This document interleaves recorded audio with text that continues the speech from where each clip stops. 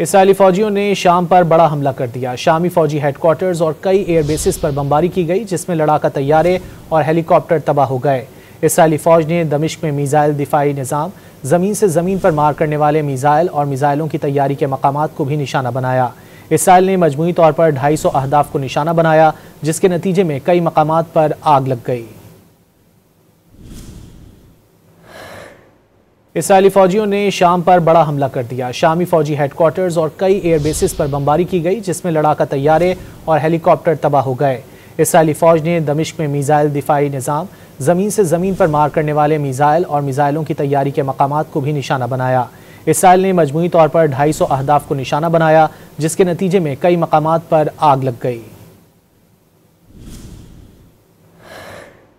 Israeli फौजियों ने शाम पर बड़ा हमला कर दिया। शामी फौजी हेडक्वार्टर्स और कई एयर बेसिस पर बमबारी की गई, जिसमें लड़ाका तैयारे और हेलीकॉप्टर तबाह हो गए।